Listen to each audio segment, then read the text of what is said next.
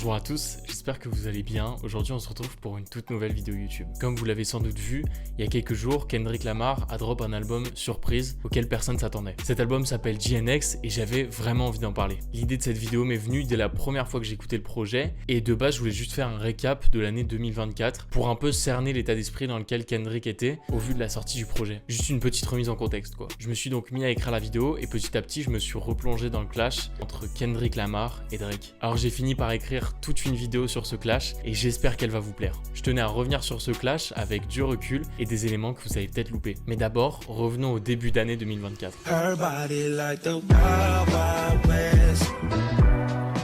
De base, j'attendais vraiment cette année avec impatience parce qu'on nous annonçait des projets avec des gros noms. Au final, on a eu le droit à un début assez timide. Quand on regarde le récap du début d'année, il n'y a pas beaucoup de projets qui sont sortis et j'étais du coup un peu déçu. Sur la scène hip-hop outre-Atlantique, j'en parle même pas, c'était complètement désertique. On attendait par exemple le retour d'A$AP ou de Playboi Carti à nouveau en vain. Mais on attendait aussi et surtout pour ma part celui de Kanye en collaboration avec Ty Dolla $ign pour Vultures. Je vais un peu m'attarder sur ce projet, déjà parce que c'est ma vidéo et que du coup je fais ce que je veux, mais aussi parce que j'ai 2-3 trucs à dire dessus qui vont servir mon propos par la suite. De base, j'étais très hype par ce projet et j'avais hâte de voir comment Kanye allait se renouveler. La première fois que j'ai écouté cet album, j'étais seul dans ma chambre avec mon casque dans le noir. Et la deuxième, j'étais à Paris dans un Accor Arena en ébullition et plein à craquer.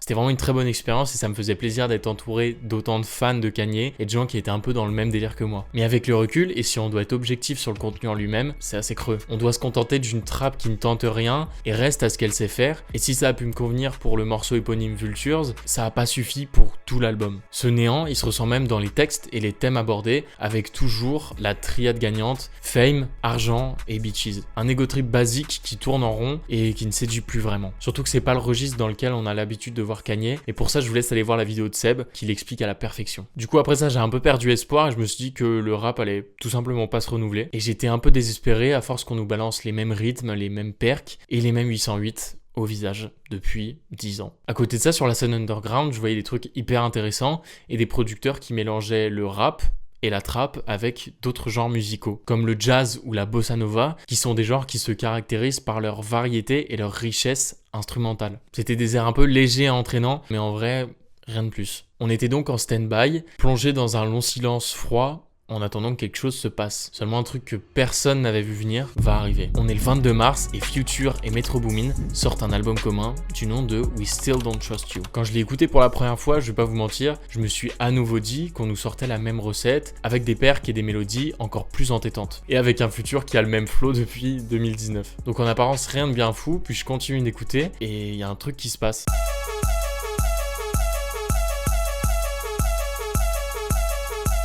Je commence à entendre un morceau qui me tape dans les oreilles, autant dans la mélo que dans les percussions. J'ai même pas vraiment le temps de me demander ce qui se passe que Future commence déjà à rapper. Et il se met aussi à siffler, mais en vrai je trouve que ça passe et ça me plaît. Puis Kendrick Lamar arrive sur la prod et là il se met à la découper. Un couplet, 59 secondes et dans un flow qui nous tient en haleine, il règle ses comptes. Il sort des punchlines assassines qui sont littéralement faites pour abattre et sonnent comme le début d'une guerre ouverte. Dont la plus connue, bien évidemment, c'est elle. Dans laquelle il clame ouvertement que cette métaphore de podium de rap US, qui fait débat et dont tout le monde parle depuis des années, qu'il partage aux côtés de J. Cole et Drake, n'existe pas et qu'il est tout simplement au-dessus d'eux. Moi, la punchline que je retiens, à côté de laquelle vous êtes peut-être passé, c'est celle-là.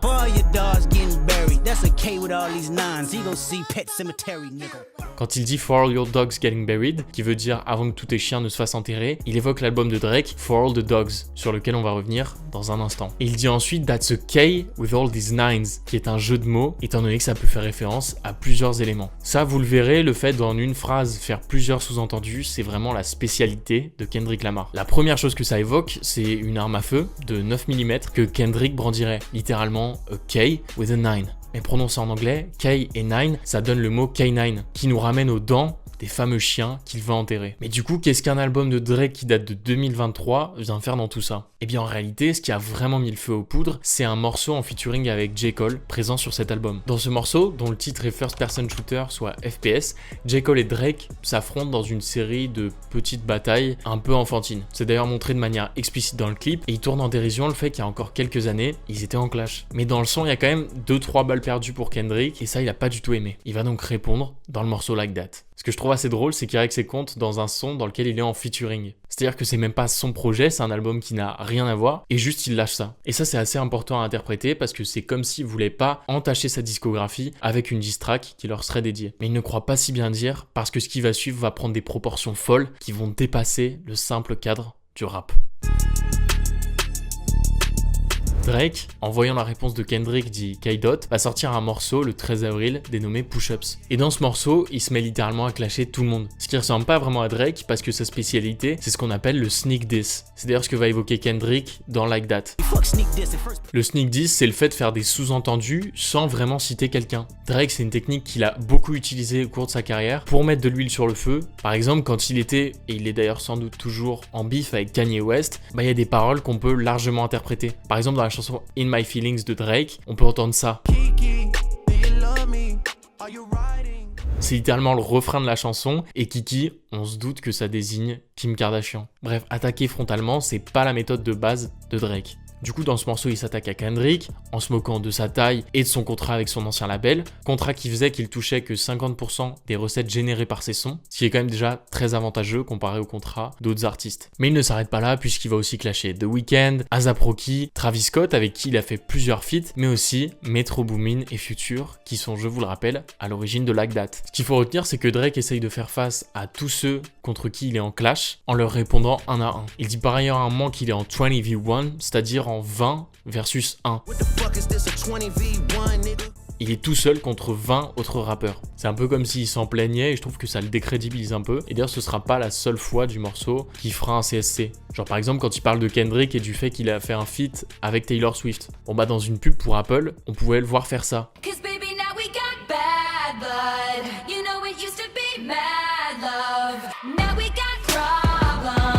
Du coup, bon, ça me fait un peu rire, mais en vrai, au-delà de ça, je trouve que ce morceau est pas dingue du tout. C'est peut-être que mon avis, n'hésitez pas à me dire ce que vous en pensez et si vous kiffez ce morceau, mais que ce soit dans le flow qu'adopte Drake, mais bon, j'avais un problème avec la manière dont il rappe bien avant ce beef, et la prod en elle-même qui est pas folle du tout. Genre le piano avec les notes aiguës, les percussions hyper mal mixées, je trouve que c'est du surfait. Ça veut trop justement créer une ambiance diss track, un peu clash, battle, j'aime pas du tout. Ça me laisse vraiment sceptique, et on peut pas enlever le fait qu'en 4 minutes, Drake ne sort aucune punchline significative, là où Kendrick, lui, en 50 secondes, a terminé, lui, et J. Cole. Après la sortie de Push-Ups, Drake va à nouveau alimenter le beef en faisant quelque chose d'assez inattendu. Il va sortir un morceau nommé Tailor Made Freestyle, où il utilise l'IA pour générer la voix de Tupac. En se servant de Tupac, il touche à l'idole de K-Dot, mais aussi de toute la West Coast. Il va s'en servir pour le troller avec des paroles qu'il désigne comme l'héritier et la nécessité qu'il réponde pour sauver l'honneur. Après ça, Drake va lâcher un couplet dans lequel il explique que si la réponse de Kendrick tarde, c'est parce qu'il doit attendre l'autorisation de Taylor Swift, elle qui venait à ce moment-là de sortir un album. Une nouvelle fois, il essaye de ridiculiser Kendrick en l'associant à Taylor Swift, qui est une icône de la pop actuelle et dont une grande partie de la fanbase sont des jeunes filles blanches.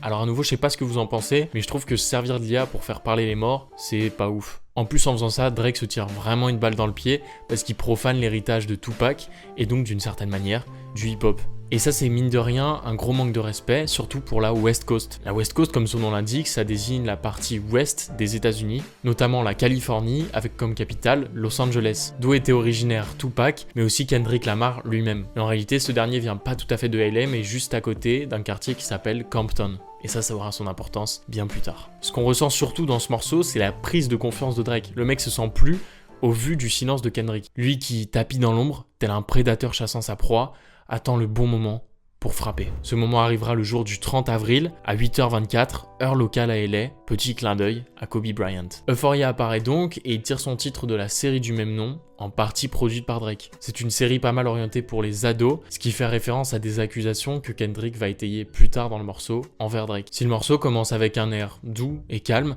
ça ne laisse que présager une suite bien plus violente qui sonne comme le début de la fin. On peut d'ailleurs l'entendre aux cloches qui retentissent en fond au moment du drop, ce qui accentue le côté dramatique et fatal d'un tel réglage de compte. Rageur, névrosé, Kaidot ne tire plus mais vide littéralement ses chargeurs sur l'ennemi. À coup de punch salé et toujours avec la maîtrise du mot, il ne laisse rien au hasard et multiplie les doubles sens. Par exemple, au moment du drop, on entend ça. Chou, chou, pi, pi, pi, pi, pi, pi.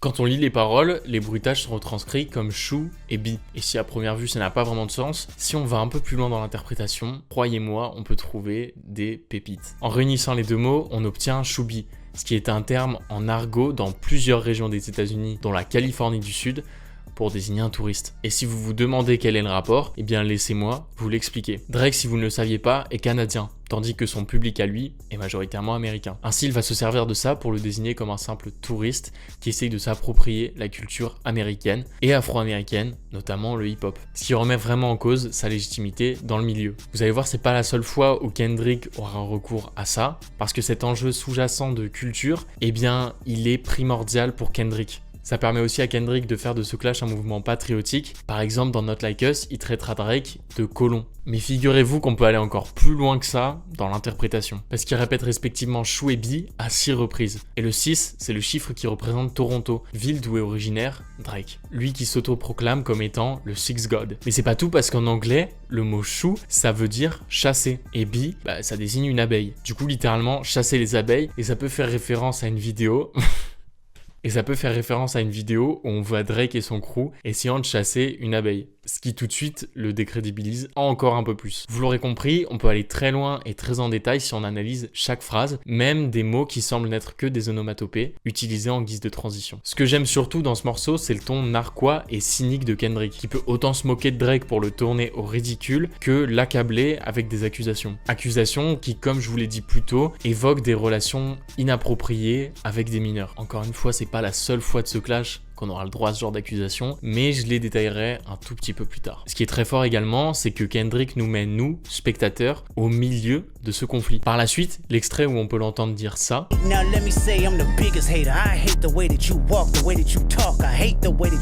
sera énormément repris sur TikTok. Kendrick semble donc avoir compris l'enjeu et l'importance des trends dans un tel conflit. Pourtant, créer une trend, Drake sait le faire. Par exemple avec Tootsie Slide en 2020. Il avait atteint la toute première place des charts avec ce morceau qui avait juste pour but de créer une chorégraphie facile à reproduire sur les réseaux. C'est évidemment pas la seule fois où l'un de ses sons finira au top des charts, étant donné que c'est un habitué. Drake, c'est un rappeur qu'on connaît surtout à travers les stats et les chiffres. Il est très très fort là-dedans. Et dans son palmarès, il y a surtout des records de stream. Un nouveau point sur lequel il est à l'opposé de Kaidot, étant donné que ce dernier trouve surtout son prestige dans ses récompenses, notamment le prix Pulitzer, qu'il est le seul rappeur à avoir obtenu. 4 jours plus tard, Kendrick revient avec 616 in LA. Je vous le dis tout de suite, c'est une track très vicieuse. Déjà, commençons par le titre qui à nouveau a un sens caché. L'heure suivie d'une ville, c'est une série de morceaux qui appartient à Drake. Ici, en se l'appropriant, Kendrick se moque de ce rituel et le détourne. Également, si on lit les chiffres comme une date plutôt qu'une heure avec le système américain, c'est-à-dire avec le mois suivi du jour, on obtient la date du 16 juin, ce qui correspond à plein d'éléments qui vont ensuite être interprétés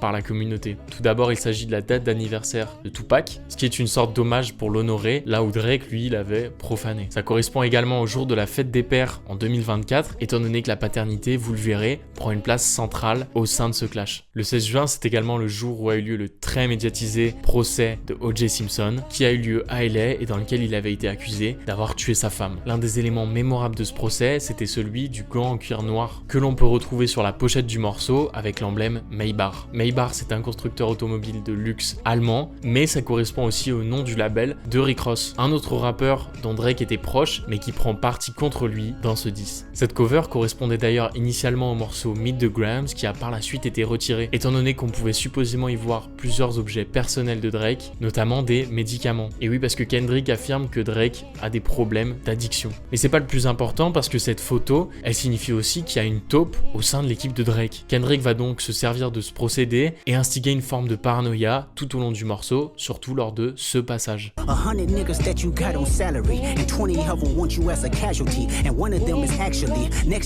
Je trouve cette méthode terrifiante et je vous l'avais dit que ce morceau était vraiment vicieux. Il frappe de l'intérieur sans aucune pitié et ça assoit encore plus son aura. Il rentre donc dans la psyché de Drake. Comme je vous l'ai dit plus tôt, rien, je dis bien rien, n'est à négliger dans les morceaux de Kendrick. Pas même les éléments qui ne nous sont pas donnés au premier coup d'œil. Parce que du côté production, on va retrouver Jack Antonoff, qui est le producteur star de Taylor Swift. D'ailleurs, blague à part, mais je trouve ça vraiment hilarant qu'elle ait pris une telle place au sein du conflit. Genre malgré elle, elle joue vraiment un rôle central. Mais en dehors de ça, K-Dot frappe très fort. Parce qu'il détourne les punchs de Drake pour les retourner contre lui-même. En effet, rappelez-vous du nom du freestyle qu'il a fait en utilisant l'IA. Tailor-made freestyle. Kendrick, en faisant appel à Antonoff, a donc bel et bien fait en sorte que ce titre soit en effet tailor-made. Et c'est pas tout pour l'aspect production, parce que l'instru est un sample de What a Wonderful Thing Love Is. C'est un morceau d'Al Green dans lequel l'oncle de Drake joue de la guitare en fond. Par la suite, le morceau va être transformé comme ça.